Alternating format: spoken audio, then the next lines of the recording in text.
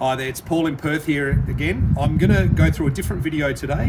What we're going to look at is a common problem that you get with these Mazda keys, which is where you'll find that the top section of the key and the bottom section of the key will separate. What's actually happened there is there's a little piece of plastic. If I compare it on one that's not broken, you'll see that this section here, this little tang, is broken, or in this case completely missing on this key. And that tang is what holds it into the body. So when I put a broken one in, it simply pulls out. If I was to put the unbroken one in, it would stay in there. So what happened in my case was, because I've wrecked quite a few Mazdas, I actually had a second key. So this is actually a key off a wrecked Mazda. I don't actually need this anymore. I can just use it for spare parts. The problem I have then is, how do I get this key blade into this key body?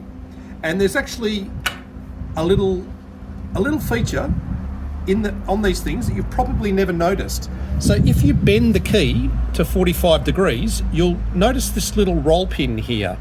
It's normally hidden. It's hidden when the key is out, and it's hidden when the key is fully retracted. You can only actually see it when the key is partially retracted. So that roll pin is what holds in that key blade. So to get it out, what I'm going to do is just take a straight pick. I'm going to put the straight pick on the end of the roll pin, and I'm going to give it a little tap with the hammer. And what will happen, what's not happened in this case, is it's hopefully going to pop out the other side. If you don't use a pick, you could also use the proper tool would actually be a roll pin punch. Anyway, I've pushed it through the back way, and as you can see, it's now sitting proud, which means if I grab a pair of pliers, I should be able to pull that roll pin out. I'm hoping.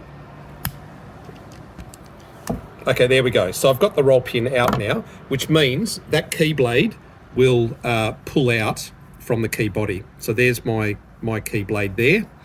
Now I've got to take notice here, because I've got to get this right. That is the key blade I want, so that is now rubbish. So if I do the same thing with this other one, so again, I'm going to put in a straight pick. You could use a pin punch if you've got a pin punch. Pop it out. It's sitting now. Now it's proud on the other side, so I'm going to use a pair of pliers, and I'm going to pull that roll pin out. So there's my roll pin out. Now this key blade is rubbish, because that's off my old Mazda that I don't have. So I put that to one side. I grab the key blade that I do want to go into there. I line it up, grab myself my roll pin, and hopefully I'll be able to tap it in just to get it started. This is probably the trickiest part of the whole operation, if I'm honest with you. Now, once you've got it started, I've found the easiest way is just to put it in a vise and then just roll the last part in. So putting it in a vise, line it up on the roll pin, push it all the rest of the way in, so that my roll pin is now in, and it now is perfect. So if I grab my body, I can put it in, and it now clicks and retains. So I've now repaired this. I now have a fully functioning key. So if you've liked this video, if it's helped you, please bang that like button and click subscribe, and I'll see you next time. Thanks very much.